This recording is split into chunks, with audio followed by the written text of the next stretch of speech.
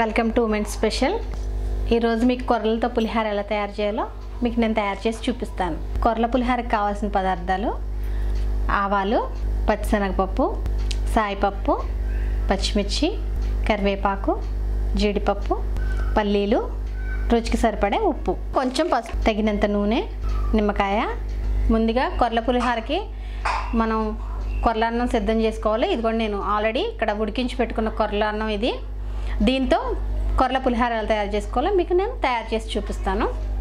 ముందుగా బాండీ పెట్టుకుని స్టవ్ ఆన్ చేసుకుందామండి. సరిపడా నూనె వేసుకుందాం. ఒక 2 స్పూన్లు వేస్తున్నాను నేను, సరిపోతుంది. కొంచెం ఆవాలు, పచ్చిశనగపప్పు, సాయిమినపప్పు, పల్లీలు, పచ్చిమిర్చి, కొద్దిగా కరివేపాకు వేసి వేయించుకుందామండి.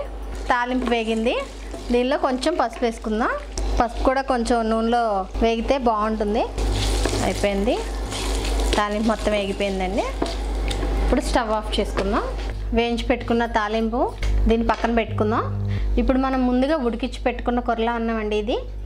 దీనిలో తగినంత ఉప్పు, ఇదిగోండి తగినంత ఉప్పు వేస్తున్నాను. కొంచెం నిమ్మరసం పిండుకుందామండి. నిమ్మకాయ గింజలు తీసేసేయండి. గింజలు తగిలితే చేదుగా ఉంటుంది కదా మధ్యలో.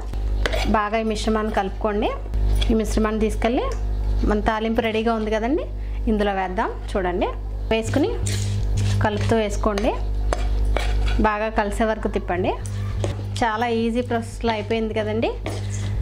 చాలా సులభంగా మీరు ఇంట్లో తయారు చేసుకోవచ్చు ఈ కొర్రల పులిహారని. ఇంట్లో పిల్లలు కూడా చాలా ఇష్టంగా తింటారండి. మీరు కూడా ఇంట్లో ట్రై చేయండి. డెఫినెట్లీ మీ ఇంట్లో అందరికీ నచ్చుతుంది. తప్పకుండా ఒకసారి మీరు కూడా ట్రై చేయండి. ఇదిగోండి, బాగా కలిసిపోయింది, చూస్తున్నారు కదా. ఓకే, ఎంతో రుచికరమైన కొర్రల పులిహార రెడీ. చూసారు కదండి, కొర్రలతోటి నిమ్మకాయ పులిహార ఎలా చేసుకోవాలో మీరు కూడా ఇంట్లో తప్పకుండా ట్రై చేయండి. అందరికీ నచ్చుతుంది. మళ్ళీ మరొక వంటకంతో మీ ముందుకు వస్తాను. నమస్కారం.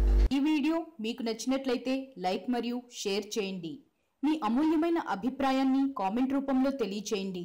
ఇలాంటి మరిన్ని వీడియోస్ కోసం మా ఛానల్ను సబ్స్క్రైబ్ చేసి పక్కనే ఉన్న గంట సింబల్ను నొక్కండి.